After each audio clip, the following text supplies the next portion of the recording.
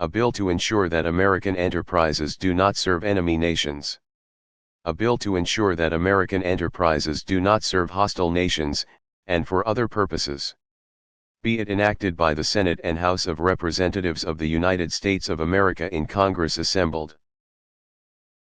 Section 1. Short title. This act may be cited as the American Enterprise National Security Act of 2025.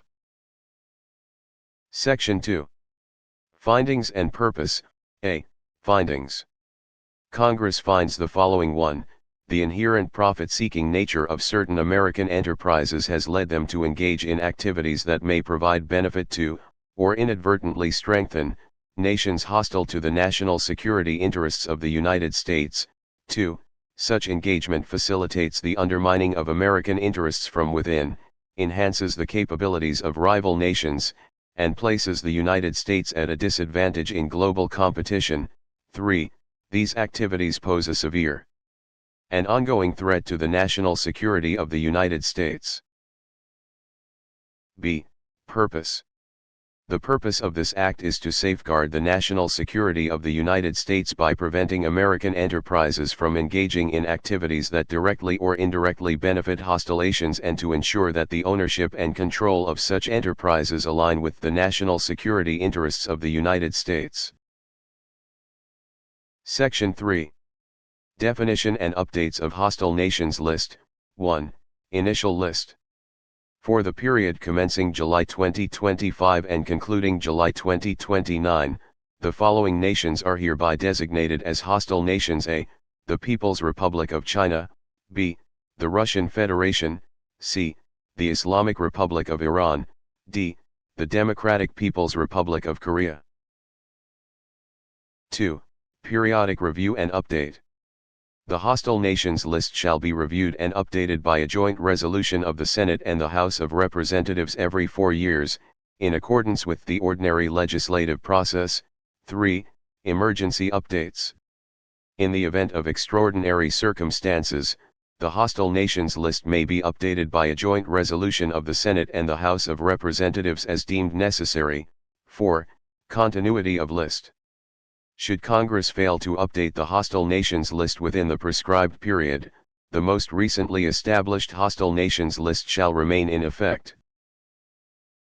Section 4. Ownership and control of American enterprises. Prohibition on control by adversaries. American enterprises shall be owned and controlled exclusively by individuals and entities determined not to be serving, or capable of serving, the interests of any hostile nation.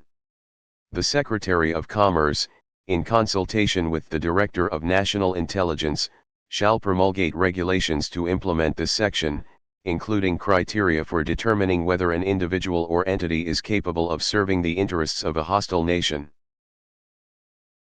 Section 5. Penalties for serving hostile nations. A. Federal seizure and auction of equity. 1. Determination of violation.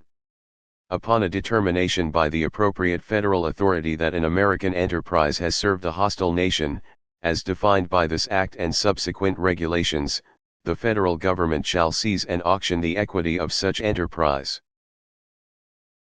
2. Extent of seizure. Equity representing a minimum of 51%, of the smallest covering ownership structure, commencing from the largest equity holder downwards, shall be seized by the United States federal government. The remaining equity structure, outside the seized portion, shall remain unaffected. 3. Restrictions on bidders. Participation in any auction of seized equity shall be restricted to individuals or organizations, including their underlying financial interests, who demonstrate no history of serving or having served a hostile nation. The Secretary of the Treasury, in consultation with the Secretary of Commerce, shall establish a robust vetting process for all prospective bidders. B. Disposition of auction proceeds. 1. Non-involved equity holders. For equity holders determined not to have been involved in the actions leading to the violation, the proceeds from the auction of their proportionate share of the seized equity, less applicable income taxes, shall be remitted to said equity holders. 2. Involved equity holders.